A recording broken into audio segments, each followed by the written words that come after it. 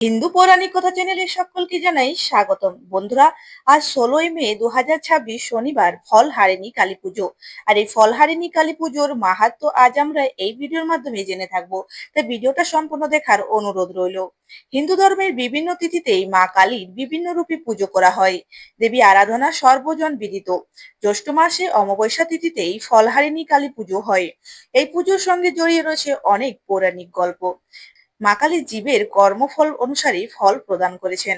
তিনি নিজের মধ্যে সমস্ত কর্মফলকে ধারণ করেন। এই মাতৃরূপা মহাশক্তি প্রসন্ন হলেই জীবের দুঃখ ও দুর্দশা থেকে মুক্তি মেলে। সেই সঙ্গে শারীরিক ও মানসিক, নৈতিক ও আধ্যাত্মিক শক্তিও লাভ হয়।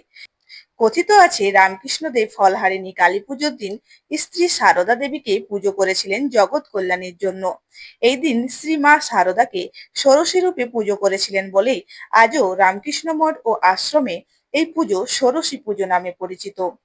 এছাড়া 1280 বঙ্গাব্দে জ্যৈষ্ঠ মাসে অমাবস্যা তিথিতে তিনি দক্ষিণেশ্বরে আদ্যশক্তি সগুণ রূপে পুজো করেছিলেন।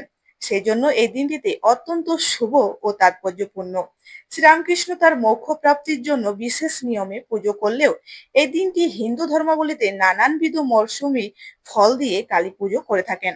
অন্যদিকে কর্মফল হরণ করে ভক্তদের তাদের অভীষ্ট ফল মোক্ষ ফল প্রদান করেন।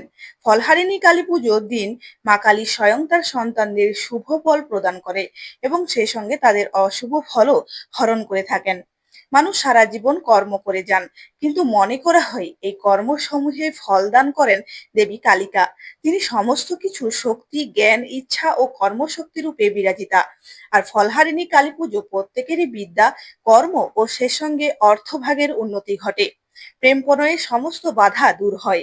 দাম্পত্য সাংসারিক জীবনেরও সুখ শান্তি লাভ হয়।